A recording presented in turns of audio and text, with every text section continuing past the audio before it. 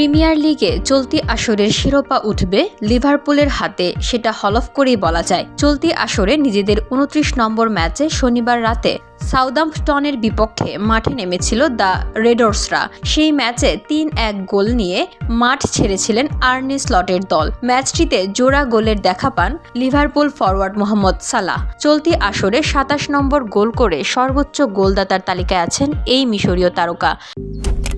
Malaysian প্রযুক্তিতে তৈরি অত্যাধুনিক cleaning machine modern vacuum cleaner যে কোনো ধরনের ধুলো ময়লাকে পরিষ্কার করে ঘরকে করে তুলুন চকচকে ও আকর্ষণীয়। Modem, brand of luxury. এছাড়াও প্রিমিয়ার লিগে ৩২ বছর বয়সী এই তারকার ১৮৪তম গোল।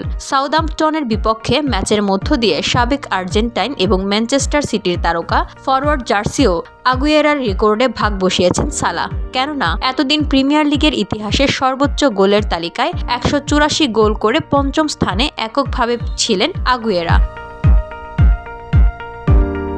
শনিবার রাতে জোড়া গোল করে আর্জেন্টাইন তারকার রেকর্ডে ভাগ বসিয়েছেন সালাহ।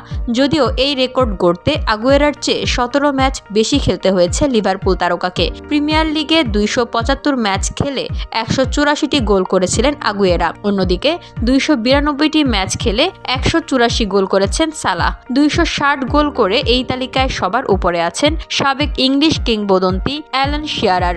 এমন অসামান্য রেকর্ড নিয়ে ম্যাচ শেষে লিভারপুল ফরওয়ার্ড বলেন, আমি রেকর্ডটি সম্পর্কে জানতাম, কিন্তু খেলার সময় আমি এটা নিয়ে ভাবিনি। সমতা আনাটা একটা ভালো রেকর্ড এবং এটা সম্মানের। সার্জিও একজন দুর্দান্ত খেলোয়াড়, সে প্রিমিয়ার লিগের একজন কিংবদন্তি ছিল, তাই আমি এতে খুশি।